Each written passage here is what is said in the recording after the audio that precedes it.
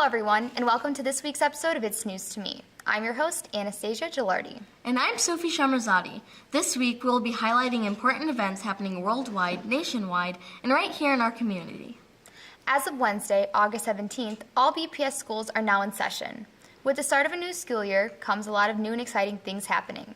First of all, BPS students and parents should note that there will be a non-attendance day on Monday, August 22nd. Happy long weekend. Second, Batavia High School would like to give a big welcome to the new freshman class to BHS, the class of 2020. And of course, with the start of the academic year, we will also begin football season. The brand new turf field inside Bulldog Stadium is coming along and is predicted to be completed at a small part of the way into the team's season. But just before the field does, the Batavia High School football team will be making their 2016 debut away on Friday, August 26th against Belleville West Maroons at 7 p.m. BATV will be broadcasting the game live if conditions allow. You can catch this season's games live on mybatv.com. And finally, we want to let you know that BATV will now have our very own podcast for Batavia municipal meetings on iTunes. Just search BATV 1017 to find them.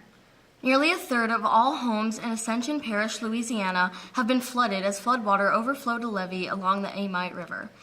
Though skies have cleared as of Tuesday morning, the region is still dealing with a massive amount of water left behind, which is pushing flood control systems to their limits.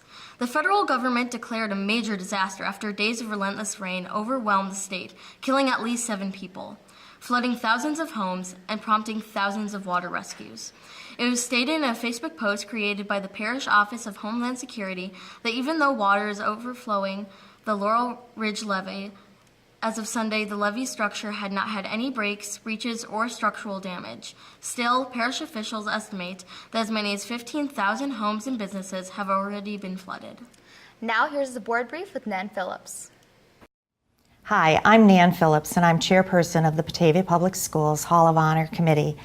The Batavia Public Schools and the Batavia Foundation for Educational Excellence established the Hall of Honor in 2015 to honor and promote pride in Batavia Public Schools alumni, faculty, and friends who have made outstanding contributions and accomplishments in their communities and personal lives since they have been associated with School District 101.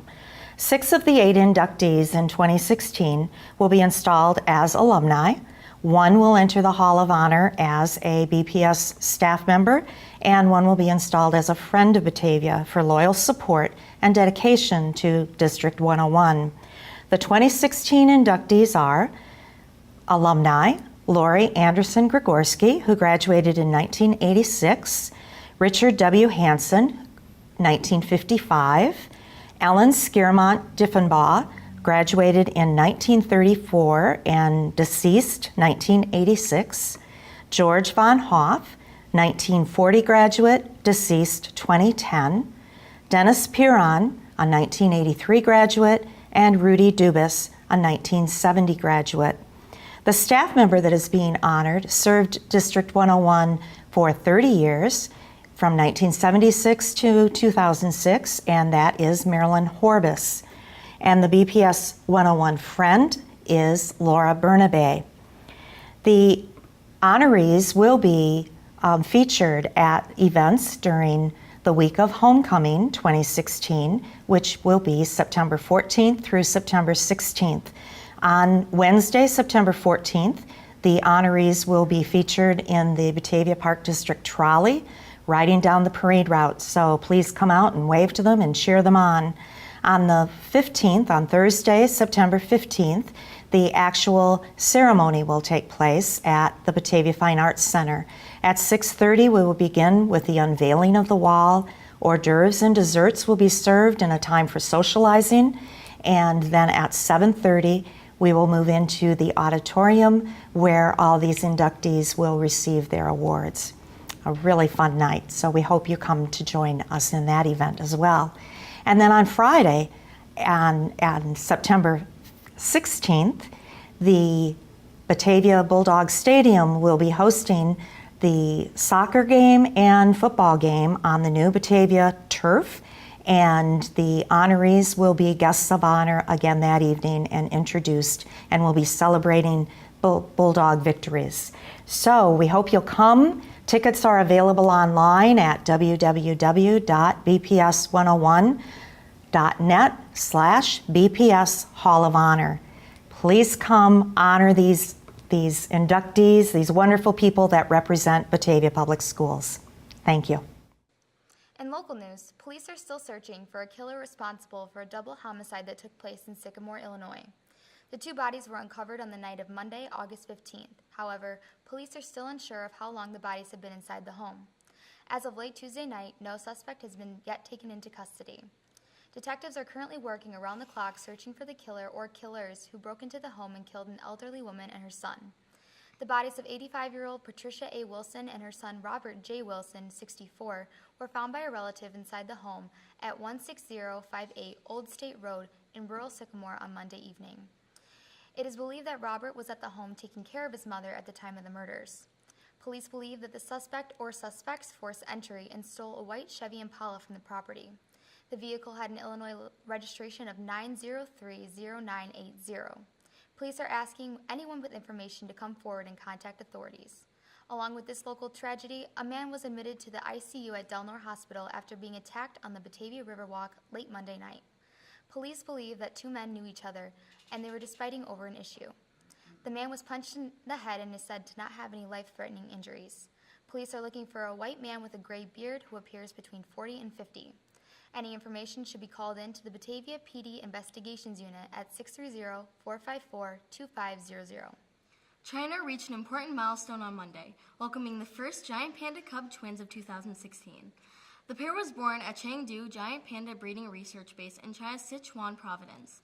Both of the endangered baby bears are born to mother Yali, are females. One came into the world weighing 144 grams, the other at 113. The cubs are said to be doing quite well. The twins are quite healthy, their voices are clear, and their fur and physical traits are all healthy as well.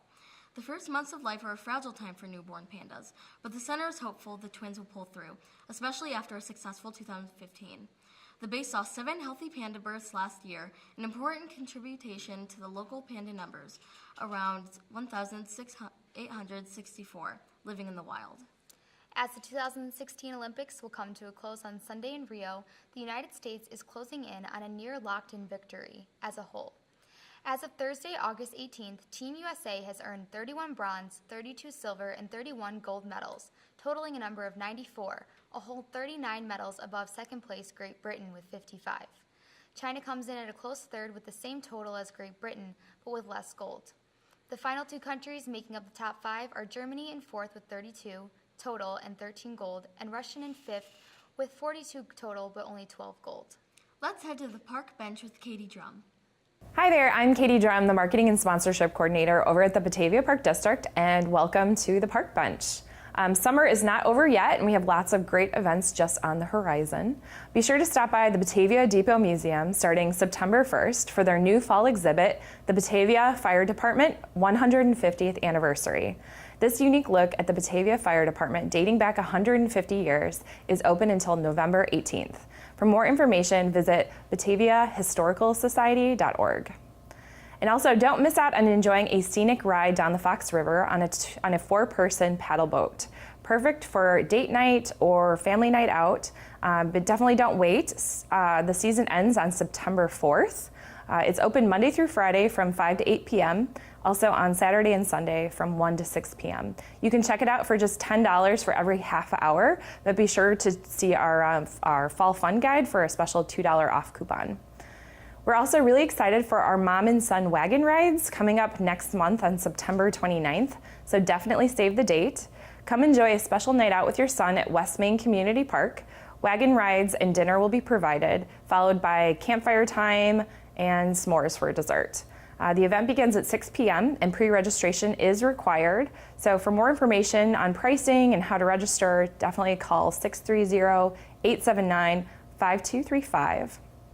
And be sure to check back later for more exciting fall events from the Park District, and we'll see you next time on the Park Bench.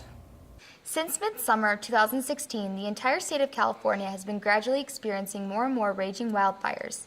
As of the week beginning August 15th, there are still 9 total wildfires stretching from Los Angeles all the way to Humboldt County at the northern tip of the state. One of the most dangerous of the blazes, nicknamed the Blue Cut Fire, has so far burned over 31,000 acres and continues to be only 4% contained. Earlier in the week, the Blue Cut Fire had shut down a freeway, which has since reopened despite the flames. Another even more dangerous blaze is occurring in Monterey County, named Soberanes Fire, and has burned about 79,000 acres. This particular fire has been 60% contained, and many evacuation notices have been in effect for the area. The Clayton Fire has destroyed over 3,000 acres and has damaged 175 structures as of Tuesday morning. And lastly, the blaze nicknamed the Chimney Fire has burned more than 8,000 acres, destroyed 45 structures, and has lasted from last Saturday and has continued to spread. Flames igniting the dry bush in California Sunday destroyed at least 4 homes and forced more than 1,000 people to flee and firefighters to carry animals out of a northern California lake community that was evacuated in a devastating wildfire last year. Authorities ordered about 1,200 residents to leave 500 homes. More evacuations were ordered Sunday afternoon in the Cosby Creek subdivision, where the blaze jumped a containment line, setting several houses on fire. More than 700 firefighters are battling the 2-square-mile wildfire burning east of Highway 29 in Lake County. The fire was spreading rapidly because of dry conditions brought on by the state's historic drought. The officials say large explosive fires torn through dried-out areas across California this summer. In Lake County, the fire threatened the houses of an additional 3,000 people in Hidden Valley Lake, a subdivision south of the blaze. Residents of the area have been told to stay vigilant in case they need to evacuate. Another blaze that broke out on Saturday afternoon forced the evacuation of 135 homes south of Lake Sacramento in Central California. It burned more than 2 square miles, but no homes have been lost and is partially contained. Now let's check it out with Michelle Martzel. Hello, I'm Michelle Martzel, Promotional Services Manager here at Batavia Public Library. Please note that the library will be closed all day on Friday, August 26th. On this day, we will have our annual Staff Development Day. On Saturday, August 27th, the library will host the final program in the Summer Songwriter Workshop and Performance Series. Our featured songwriter and musician is Gerald Dowd. Dowd will discuss his songwriting methods from 1 to 2 p.m. and then perform live from 2 to 3 p.m. Registration is not required. You can come for part or all of the program. This fun series has been co-presented by the Batavia Public Library, the Aurora Public Library West Branch, and the Fox Valley Music Foundation. Looking forward to September. On Thursday, September 1st, the library will host Japan and Its Tea at 7 p.m. Former Batavian Michael Blodgett and his wife Aikuko operate a bed and breakfast in Wazuka, Japan. Wazuka is known for matcha, a powdered green tea, and for producing the highest quality teas in Japan. The Blodgetts will talk about their life in Japan, and they will demonstrate how to prepare, serve, and drink Japanese tea. Please register for this program online or by calling the reference desk. On Tuesday, September 6th, Ryan Yantis, a retired lieutenant colonel in the U.S. Army, will talk about how he survived the September 11, 2001 attack on the Pentagon. This program, Surviving 9/11, is a new Lyceum Lecture Series program and is co-sponsored by the Rotary Club of Batavia, the Batavia Public Library Foundation, and the Kane County Chronicle. Please register for this program online or by calling the reference desk. Parents of babies, toddlers, and preschoolers are invited to a kickoff event for a new early literacy program which begins at the library on September 9th. 1,000 Books Before Kindergarten is a self-paced national program that aims to help parents increase their children's learning potential before they enter school. Parents can attend a kickoff event on either Friday, September 9th, or Saturday, September 10th, from 10 a.m. until 12 noon.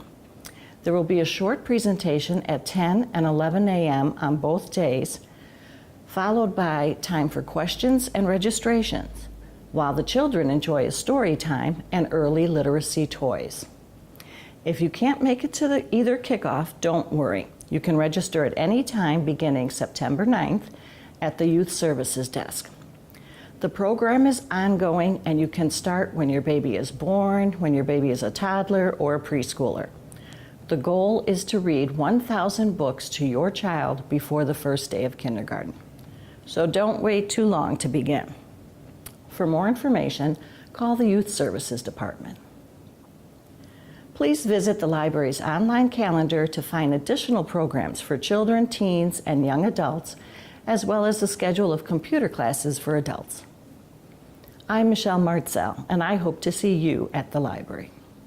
Recent news brings the fact that the town of Algonquin is ending its styrofoam recycling program immediately, leaving a lot of folks in Kane County wondering where and how to recycle styrofoam. There are different correct ways to recycle styrofoam, and it all depends on the type. Styrofoam is a brand name for polyester foam, much like Kleenex is a brand name for tissues. Styrofoam that is made of number 6 polyester foam is in fact recyclable, but cannot go in your blue recycling bin at the curb. Number 6 polyester foam is recognizable by the way it will break if you bend it. If the styrofoam were not to break when bent, then it is a type of styrofoam that is non-recyclable. Though we have lost this form of recycling, Kane County is now bringing back their electronics recycling program. The electronics recycling can resume as soon as September with an action plan that will provide multiple drop-off sites and will resume the collection events in St. Charles. Nearly 2 years after the murder of Laquan McDonald, the Chicago Police Department is now moving to fire 7 officers. The city's Office of Inspector General recommended the employment termination of 8 officers. However, the department disagreed with one of them. In addition to these, 2 other officers under investigation have since retired. Dashcam footage of the fatal incident contradicted nearly all claims the officer had claimed to be true regarding the night of the killing. One officer had jumped out of his vehicle and began shooting at McDonald just 6 seconds after arriving on the scene. And the officer fired continuously, unloading every round from his gun in just 15 seconds. The video also showed McDonald's body being hit by all 16 bullets. Now here's the ribbon cutting at Engstrom Park. Well, thank you everyone for attending the Engstrom Park rededication. We're excited to have you all here. We appreciate you coming. This year marks the 32nd birthday of Engstrom Park. Engstrom was built in 1984 and it was built in honor of the Engstrom family. So thank you to the Engstrom family for all they've done. Back in the years, we named the park after them in honor of them. And the last 3 years, we've done a renovation of Engstrom Park. 3 years ago, we started with the 1 mile walking path across the park and did a full renovation. We also installed rain gardens and renovated the shelter completely. And then 2 years ago, our focus was on the ball field, used by Batavia Youth Baseball, as well as our in-house softball program. And then this last year, as you'll see behind us, we've had a complete replacement of the playground and the pour-in-place safety surface, thanks to the special recreation funds. So without further ado, I will let President Callahan speak and recognize some of the people that are here today. Well, thank you very much. This is one of our favorite times here as commissioners to be able to dedicate parks. So with us today, I have Commissioner Tara Gray, we have Commissioner Gary Foils, Kevin Riley. We also have our Parks Foundation, Joe Novotny and Dave DeVerde. Also Upland Design, who helped us design this park. We have Heath from Upland Design here. We're very happy to have him. But I really want to say one thing, which is, we have a park dedication that takes multiple years. Our staff takes a great deal of time and energy to make sure that our patrons are not inconvenienced, or at least done so in a minimal way. So I really want to dedicate my speech today to the staff for all their hard work and continued work on behalf of the citizens of Batavia that make us look good. One last person I want to make sure gets some recognition is Alderman Callahan, who's here with us today, whose kids are already having some fun. So without further ado, we'd like to cut the ribbon. All right? Ready? Ready. 1, 2, 3. Oh, look at that! Awesome! Enjoy! Thank you. The Chicago Public School System, the 3rd largest school district in the nation, laid off more than 1,000 employees earlier this month. The The firings were supposedly due to budgetary concerns that impacted 508 teachers and 521 support staff members. At the time of the firings, the district claimed that the majority of those affected would soon be rehired after the district adjusted their budget. However, the district then held a career fair offering up those 1,000 job openings before just the first day of school starts on September 6th. Many of the fair's attendees expressed mixed feelings about applying for the district, and although the district characterized these layoffs as a part of normal yearly staff movement, it is known to many that CPS is working with an estimated $140 million less than last year, which has raised many concerns among parents, community members, and students. The U.S. has sent 15 Guantanamo Bay detainees to the United Arab Emirates, the largest single transfer during President Barack Obama's administration. The Pentagon says a transfer of 12 Yemeni nationals and 3 Afghans brings the total number of prisoners down to 61 at the U.S. facility in Cuba. The released inmates have been held without charge, some for over 14 years. President Obama says he wants to close the prison before he leaves office. The president says he wants to close it because he believes its existence harms partnerships with countries whose help the U.S. needs in fighting terrorism. He says Guantanamo Bay is contrary to U.S. values, undermining the nation's standing in the world, a standing based on support for the rule of law. 61 inmates are currently there, and 20 have been approved for transfer. That's all we have for today, everyone. Thanks for tuning in to another episode of It's News to Me.